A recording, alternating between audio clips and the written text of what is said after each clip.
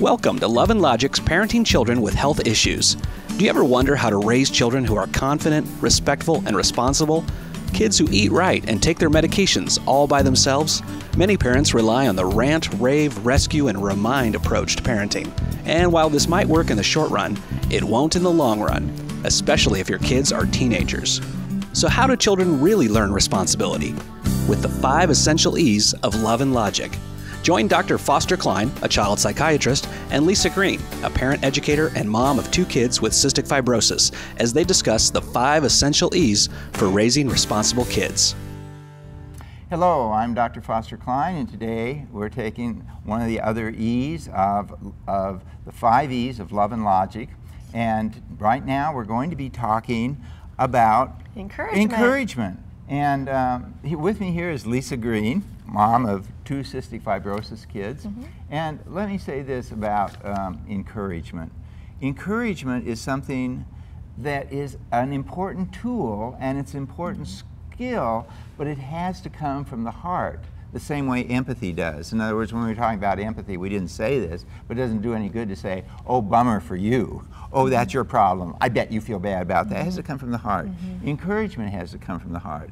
Like, what would be the difference between encouragement and praise? How do you see the difference between those two things? Well, if my kids do something great, like my son comes home with a good grade on a paper, instead of saying, wow, great job, Jake, I am so proud of you, which does work, you know, with a lot of kids, and it does make them feel good, especially when they're little kids. Instead, encouragement says, wow, Jake, way to go. I bet you're really proud of yourself. How does that make you feel? And if you really want to encourage them, how did you decide to do it? How did you do it? Well, I bet you put thought in that. Really? How did you make that decision? Boom, boom, boom. Encouragement is question after question after question, because encouragement leads people to think, figure things out, feel good about their accomplishment. Praise doesn't necessarily do that. You see, if I say to Lisa, hey, Lisa, you're doing a good job with this, way to go. I might go, no, I'm not. I didn't do a good job. Or a good example is like of a kid drawing a picture. Like if, you know, when I draw a picture, he might say, wow, that's a beautiful picture. And I go, no, it's not. I don't think it is. Yeah, or, I mean, at least if I said, hey, Lisa, you're doing a great job today, she could say nicely back, I'm sure she would, thank you, which is sweet, but it doesn't go anywhere. But if I say to her, if I start asking questions and giving her encouragement, then it goes, Lisa, how do you think we're doing on the 5 E's today? How do you feel you're doing on this? I think we're doing okay. Really? Why is that? Like, why do you think we're doing okay on this? Well, I think we're getting the information out there, and I think people will appreciate it, and I think... Do you think we have enough pizzazz? Probably. I guess we'll find out. Oh, we're giving you good information? See, those questions about how the kid decided to do it are the encouraging thing.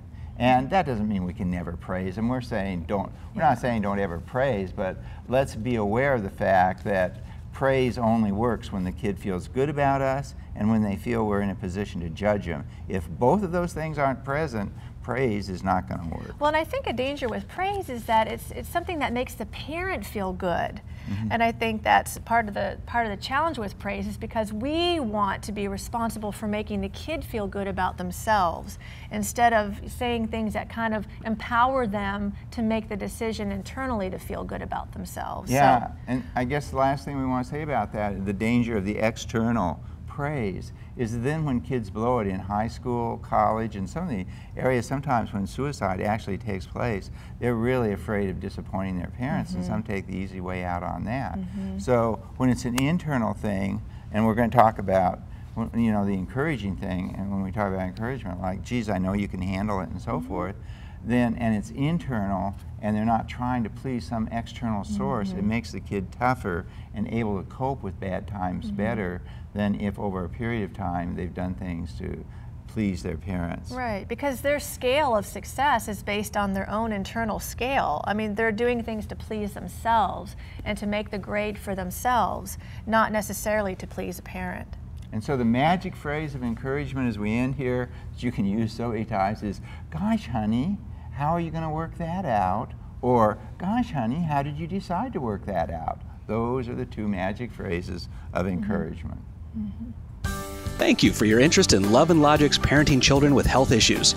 For more parenting tools, tips, and tactics, including many free resources, visit parentingchildrenwithhealthissues.com. You can also visit loveandlogic.com for general parenting resources.